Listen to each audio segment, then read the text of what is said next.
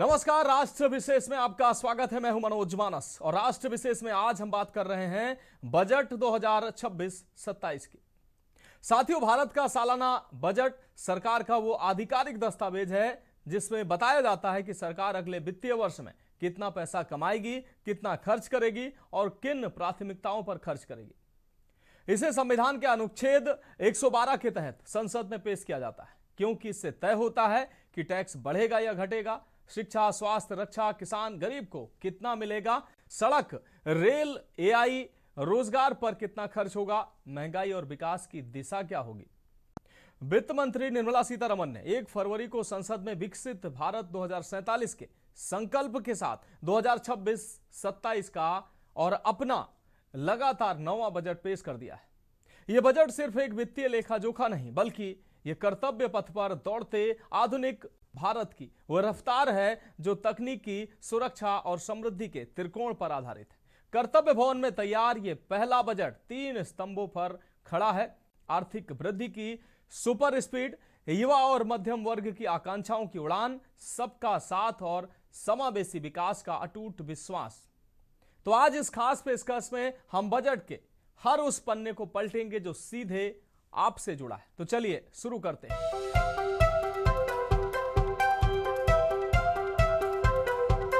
विकसित भारत का सपना और उस सपने तक पहुंचने का रोड मैप 1 फरवरी को संसद के पटल पर रखा गया है। वित्त मंत्री निर्मला सीतारमण ने अपने लगातार 9वें बजट में साफ कर दिया है कि भारत अब अगले साल की नहीं बल्कि अगले 25 सालों की तैयारी कर रहा है। 53 लाख करोड़ रुपए के इस आम बजट में सरकार का फोकस साफ है: तेज आर्थिक वृद्धि, मजबूत इंफ्रास्ट्रक्चर, युवा शक्ति को अवसर, किसानों की आय में बढ़ोतरी और तकनीकी के जरिए सिस्टम में बदलाव। आम आदमी के लिए इस बजट में क्या है? क्या आपकी जेब पर बोझ कम होगा? क्या मध्यम वर्ग को टैक्स की उलझनों से राहत मिली? और एआई के इस दौर में हमारे युवाओं के पास नौकरी के कितने मौके होंगे? कैंसर की दवाओं से लेकर विदेश में पढ़ाई तक और खेत खलिहान से लेकर हाई स्पीड रेल कॉरिडोर तक, सब कुछ इस रिपोर्ट में देखिए। भारत का आम बजट 2026-27। भारत का आम बजट 2026-27 वित्त मंत्री निर्मला सीतारमण द्वारा 1 फरवरी को संसद में पेश किया गया। वित्त मंत्री के रूप में निर्मला सीतारमण ने लगातार अपना 9वां केंद्रीय बजट पेश किया, जो विकास परक, युवा शक्ति प्रधान और समावेशी है। ये बजट आर्थिक वृद्धि, आत्मनिर्भरता और विकसित भारत के लक्ष्यों पर केंद्रित है, जिसमें इंफ्रास्ट्रक्चर और रोजगार पर विशेष जोर दिया गया है। इस बजट में सुधारों, नौकरियों, कौशल और समावेशी विकास पर जोर दिया गया है। किसानों और छात्रों से लेकर सूक्ष्म और मध्यम उद्योगों, हेल्थ केयर वर्कर्स और यात्रियों तक बजट 2026 में रोजमर्रा की जिंदगी को बेहतर बनाने और कमाई के अवसरों को बढ़ाने के मकसद से कई उपाय किए गए हैं। बजट 2026-27 में बड़े ऐलान: 5 पूर्वोत्तर राज्यों में पर्यटन स्थलों का निर्माण, नेशनल इंस्टीट्यूट ऑफ हॉस्पिटैलिटी बनेगी, 5 यूनिवर्सिटी, टाउनशिप, इंडस्ट्रियल कॉरिडोर, हर जिले में एक गर्ल्स हॉस्टल, किसान की आय बढ़ाने का प्लान, खेलो इंडिया मिशन, 15 पुरातात्विक साइट को वाइब्रेंट डेस्टिनेशन बनाएंगे, डिजिटल नॉलेज ग्रिड पर टूरिस्ट साइट्स की जानकारी, ट्रैकिंग हाइकिंग परियोजना, पशुपालन, वेट, कॉलेज के लिए subsidy support scheme, TCS overseas tour package को 2% करेंगे। बजट का स्वरूप: यह बजट कर्तव्य भवन में तैयार किया गया पहला बजट है जो 3 कर्तव्यों पर आधारित है: आर्थिक वृद्धि तेज करना, लोगों की आकांक्षाओं को पूरा करना और सबका साथ सबका विकास। कुल व्यय 53.47 लाख करोड़ रुपए अनुमानित है, जो 2025-26 के संशोधित अनुमान से 7.7 अधिक है, जबकि राजकोषीय घाटा जीडीपी का 4.3% रखा गया है। पूंजीगत व्यय 12.2 लाख करोड़ रुपए बढ़ाकर इंफ्रास्ट्रक्चर को गति दी गई है। Sankalp is to focus on our poor, underprivileged and the disadvantaged. To deliver on this Sankalp, and given that this is the first budget prepared in Kartavya Bhavan, we are inspired by 3 Kartavya. Our first kartavya is to accelerate and sustain economic growth by enhancing productivity and competitiveness and building resilience to volatile global dynamics. Our second kartavya is to fulfill aspirations of our people and build their capacity, making them strong partners in India's path to prosperity. Our third kartavya, aligned with our vision of Sabka Saath, Sabka Vikas, is to ensure that every family, community, region, and sector has access to resources, amenities, and opportunities for meaningful participation. This threefold approach requires a supportive ecosystem. The first requirement is to sustain the momentum of structural reforms, continuous, adaptive, and forward-looking. Second, a robust and resilient financial sector is central to mobilizing savings, allocating capital efficiently, and managing risks. Third, cutting-edge technologies, including AI applications, can serve us as force multipliers for better governance. Reform Express. Our government has undertaken comprehensive reforms towards creating employment, boosting productivity, and accelerating growth. प्राथमिकता वाले क्षेत्र, infrastructure, कुल व्यय 53.47 लाख करोड़ रुपए, अनुमानित budget जिसमें सार्वजनिक पूंजीगत व्यय 11.2 से बढ़ाकर 12.2 lakh crore, 7 high speed rail corridor, dedicated front corridor. स्वास्थ्य व बायोफार्मा शक्ति योजना के लिए बजट 10,000 करोड़, 5 क्षेत्रीय मेडिकल हब के साथ आयुष संस्थान का होगा निर्माण। उद्योग व एमएसएमई, टेक्सटाइल एकीकृत कार्यक्रम 10,000 करोड़ का एमएसएमई ग्रोथ फंड, 262 औद्योगिक क्लस्टरों का पुनरुद्धार। कृषि व ग्रामीण, भारत विस्तार एआई टूल, नारियल प्रोत्साहन योजना, सहकारिता के लिए कटौती विस्तार। रोजगार व कौशल, खेलो इंडिया मिशन, 15,000 स्कूलों में एवीजीसी लैब, लड़कियों के हॉस्टल। रक्षा व ऊर्जा, रक्षा में 7.84 लाख करोड़, इलेक्ट्रॉनिक योजना 40,000 करोड़।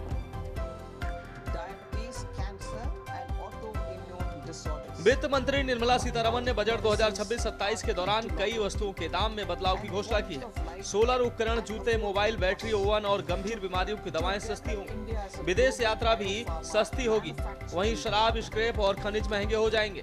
ये बजट आम जनता पर सीधा असर डालेगा। वित्त मंत्री ने अपने बजट भाषण में कहा कि खास तौर पर ऐसी वस्तुओं पर कस्टम ड्यूटी घटाई जा रही है जो भारत में निर्मित होती हैं।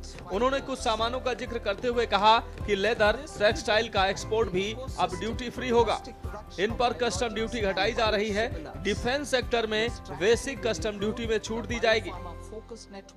Existing institutions for allied health professionals will be upgraded and new AHP institutions established in private and government sectors. This will cover 10 selected disciplines, including optometry, radiology, anesthesia, OT technology, applied psychology and behavioral health, and add 1 lakh AHPs over the next 5 years. A strong care system covering geriatric and allied care services will be built. A variety of NSQF aligned programs will be developed to train multi-skilled caregivers, combining core care and allied skills such as wellness, yoga, and operation of medical assistive devices. In the coming year, 1.5 lakh caregivers will be trained.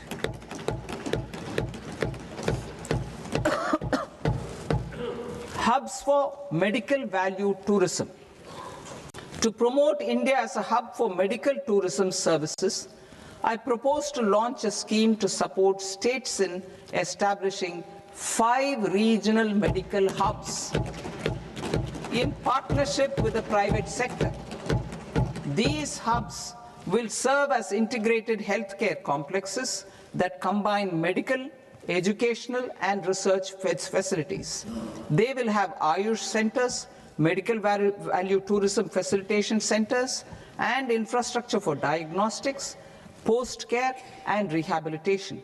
These hubs will provide diverse opportunities, job opportunities for health professionals, including doctors and AHPs. Ancient Indian yoga, already respected in several parts of the world, was given a mass global recognition when Honorable Prime Minister took it to the UN. Post-COVID, Ayurveda gained a similar global acceptance and recognition. Exporting quality Ayurveda products helps farmers who grow the herbs and youth who process the products. To meet growing global demand, a few more steps are being taken. I propose to 1. Set up 3 new All India Institutes of Ayurveda. 2. Upgrade Ayush pharmacies and drug testing labs for higher standards of certification ecosystem. तो हमारी खास पेशकश budget में वक्त एक break का है, जल्द हाजिर होंगे।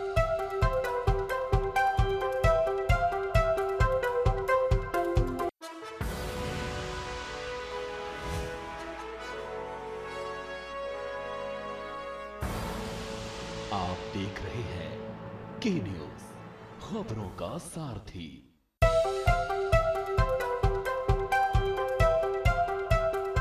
बजट 2026 में जहां एक तरफ 7.8 लाख करोड़ के रक्षा बजट से सीमाओं को अवैध बनाने की हुंकार है, वहीं दूसरी तरफ 12.2 लाख करोड़ के इंफ्रास्ट्रक्चर निवेश से देश की धमनियों में विकास का नया रक्त संचार करने की तैयारी है। वित्त मंत्री ने इस बार कर्तव्य पथ से देश को संदेश दिया है कि भारत अब थमने वाला नहीं।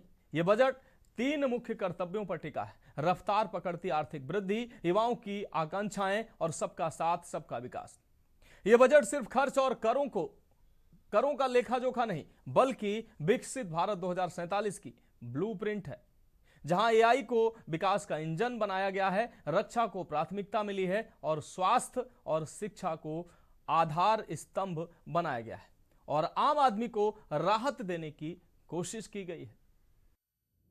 क्या महंगा क्या सस्ता?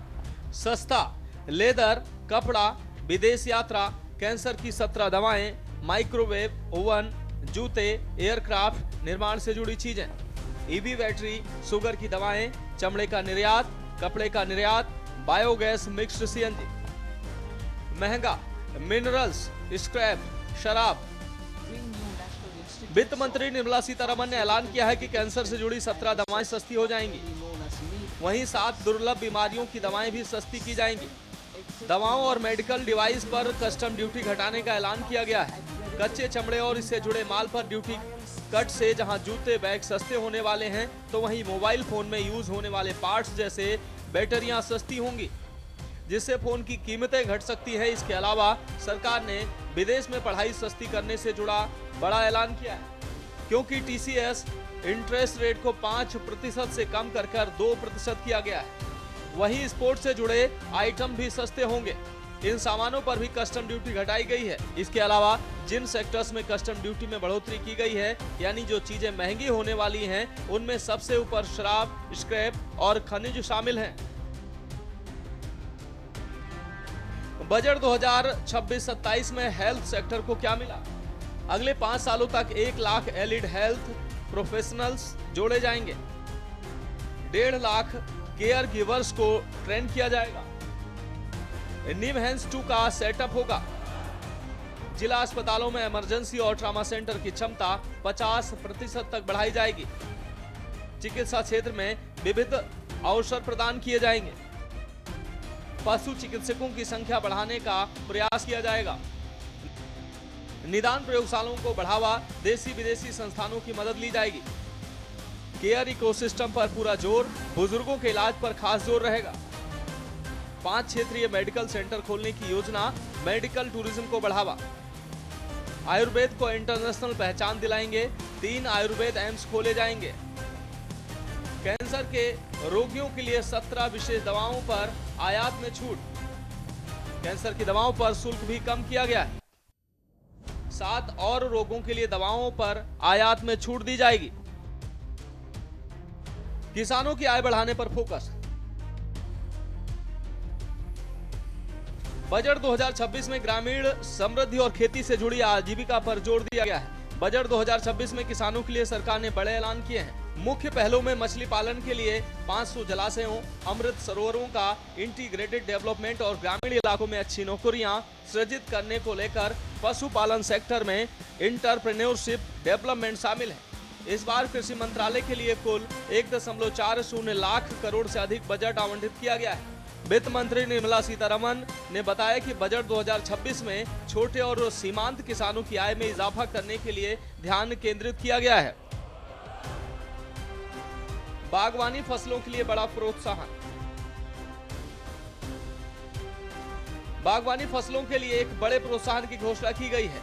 नारियल प्रोत्साहन योजना का लक्ष्य पुराने कम पैदावार वाले पेड़ों को बेहतर किस्मों में बदलकर उत्पादन और प्रोडक्टिविटी बढ़ाना, जिससे लगभग 30 मिलियन लोगों को फायदा होगा, जिसमें 10 मिलियन किसान शामिल हैं। किसानों के लिए टेक सपोर्ट्स, स्मार्ट खेती को सपोर्ट करने के लिए बजट 2026 में भारत विस्तार पेश किया गया है। काजू और कोको के लिए खास कार्यक्रमों का मकसद भारत को आत्मनिर्भर बनाना और 2030 तक उन्हें प्रीमियम ग्लोबल ब्रांड बनाना। सरकार भारतीय चंदन के इकोसिस्टम को फिर से जिंदा करने के लिए राज्यों के साथ भी काम करेगी। बजट में किसानों को क्या मिला? किसानों की आय बढ़ाने पर सरकार का जोर। हाई वैल्यू क्रॉप की खेती को बढ़ावा दिया जाएगा। एग्रीकल्चर उत्पाद बढ़ाने के लिए एआई का इस्तेमाल। महिला उद्यमियों के लिए सी मार्ट्स का गठन होगा। सभी जिलों में इमरजेंसी ट्रॉमा सेंटर खोले जाएंगे। इंटीग्रेटेड ईस्ट कोस्ट कॉरिडोर को विकसित किया जाएगा। 1 करोड़ किसानों के लिए कोकोनट प्रोत्साहन योजना का विस्तार। 500 जलाशयों और अमृत सरोवरों को एकीकृत करके मछली पालन क्षेत्र बनाएंगे। पशुपालन क्षेत्र में उद्यमशीलता विकास से रोजगार अवसर प्रदान करना। नारियल, काजू के उत्पादन को बढ़ावा देने के लिए मदद। भारतीय काजू और कोको को 2030 तक प्रीमियम ग्लोबल ब्रांड बनाना। शिक्षा के लिए बजट में क्या? नए संस्थान, हॉस्टल और यूनिवर्सिटी टाउनशिप। शिक्षा में निवेश बजट 2026 की मुख्य बात है। वित्त मंत्री ने इंडस्ट्री एकेडमिया लिंकेज को बेहतर बनाने के लिए पूर्वी भारत में एक नेशनल इंस्टीट्यूट ऑफ डिजाइन और बड़े इंडस्ट्रियल और लॉजिस्टिक कॉरिडोर के पास 5 यूनिवर्सिटी टाउनशिप स्थापित करने का प्रस्ताव दिया है। लड़कियों की शिक्षा को सपोर्ट करने के लिए उच्च शिक्षा स्टेम संस्थानों में हर जिले में एक लड़कियों का हॉस्टल बनाया जाएगा। बजट में एस्ट्रोफिजिक्स और एस्ट्रोनॉमी में रिसर्च को बढ़ावा देने के लिए 4 नई या अपग्रेड की गई टेलीस्कोप इंफ्रास्ट्रक्चर सुविधाओं का भी प्रस्ताव है। स्किल्स, नौकरियों और एआई जैसी उभरती टेक्नोलॉजी को साथ लाने के लिए high power education to employment and enterprises standing committee भी बनाई जाएगी। बजट के 3 मुख्य विजन। प्रोडक्टिविटी बढ़ाकर आर्थिक विकास की गति को तेज करना, काबिलियत को निखारना ताकि देश की तरक्की में भागीदार बने, हर परिवार और क्षेत्र के पास कमाई के पर्याप्त संसाधन और मौके हो, रक्षा क्षेत्र को प्राथमिकता। इस वर्ष के बजट में सरकार ने देश की सीमाओं की सुरक्षा और रक्षा तैयारियों को प्राथमिकता देते हुए रक्षा मंत्रालय के लिए 7.8 लाख करोड़ का भारी भरकम बजट आवंटन किया है। यह पिछले वर्ष के 6.81 लाख करोड़ की तुलना में लगभग 14.5% महत्वपूर्ण वृद्धि को दर्शाता है और रक्षा क्षेत्र में मजबूती का संकेत देता है। रक्षा बलों को मॉडर्नाइजेशन के लिए 2.19 लाख करोड़ दिए जाएंगे, जो पिछले साल के 1.80 लाख करोड़ से बढ़कर अब ज्यादा है। यह आवंटन न केवल हमारी सैन्य शक्ति को वैश्विक स्तर पर प्रतिस्पर्धी बनाता है, बल्कि वैश्विक स्थिरता के दौर में भारत की सामरिक स्वायत्तता को भी सुनिश्चित करता है। सरकार के प्रस्ताव संकेत देते हैं कि सरकार का इरादा टैक्स चोरी रोकने के साथ साथ ईमानदार करदाताओं को परेशान न करने का है। विदेश यात्रा पर टीसीएस घटाना और छोटे विदेशी निवेशों पर दंड समाप्त करना एक स्वागत योग्य कदम है। महिला वित्त मंत्री के रूप में निर्मला जी ने लगातार 9वीं बार देश का बजट प्रस्तुत करके नया रिकॉर्ड बनाया है। ये बजट अपार अवसरों का राजमार्ग है। ये बजट वर्तमान के सपनों को साकार करता है और भारत के उज्जवल भविष्य की नींव को सशक्त करता है। ये बजट 2047 के विकसित भारत की हमारी ऊंची उड़ान का मजबूत आधार है।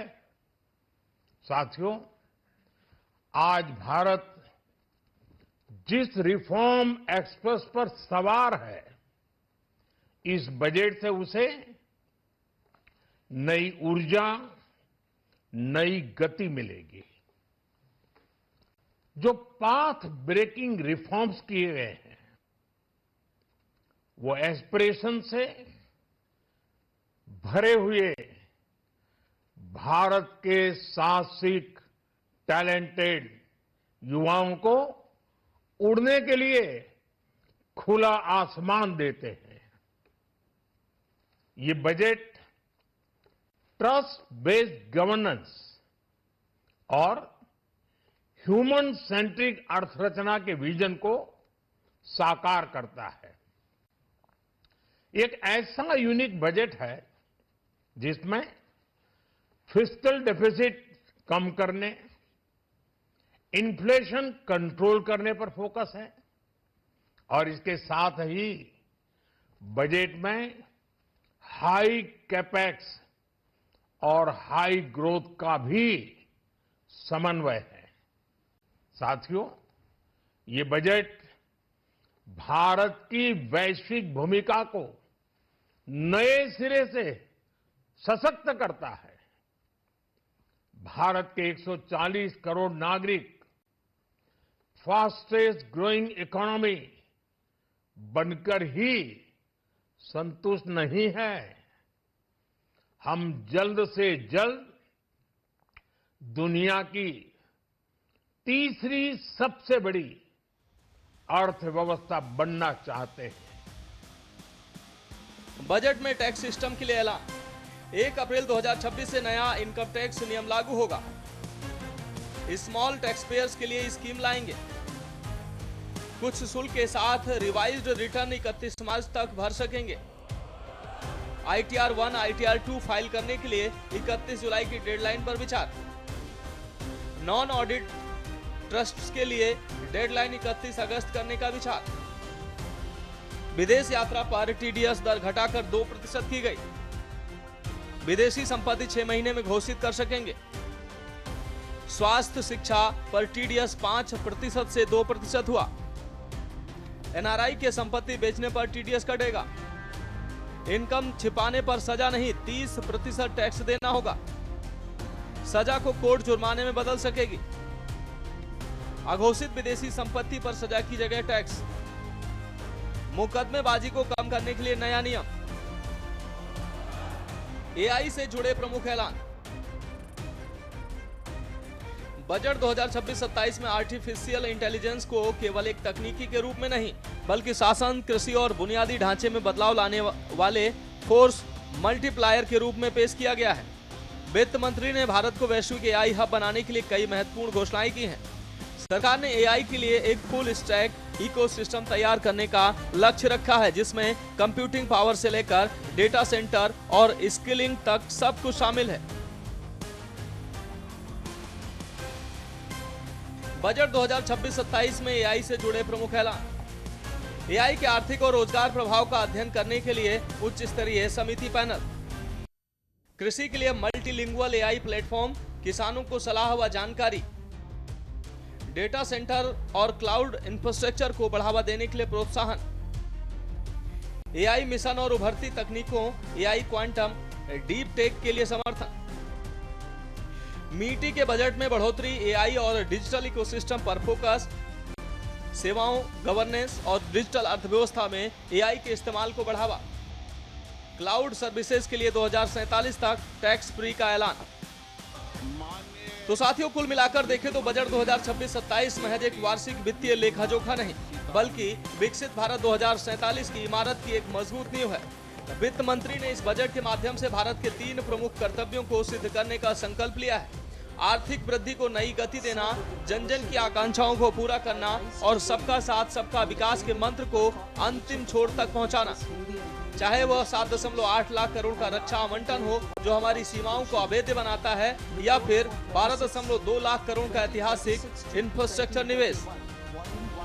यह बजट स्पष्ट संदेश देता है कि भारत अब थमने वाला नहीं। शिक्षा में यूनिवर्सिटी, टाउनशिप और स्टेम हॉस्टल से लेकर एआई मिशन और 2047 तक डेटा सेंटर्स के लिए टैक्स हॉलिडे तक हर एक घोषणा हमारे युवाओं को वैश्विक प्रतिस्पर्धा के लिए तैयार कर रही है। स्पेशल डेस्क के न्यूज इंडिया।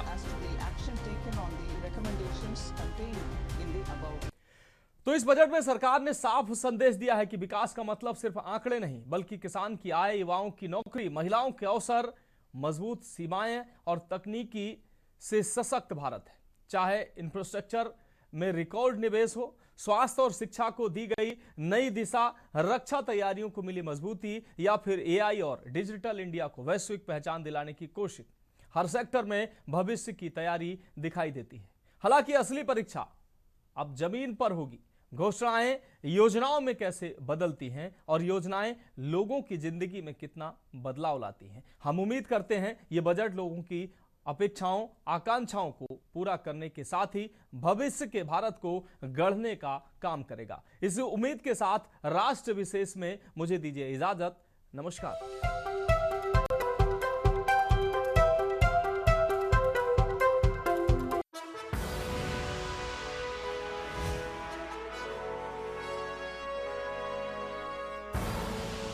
आप देख रहे हैं के न्यूज, खबरों का सारथी।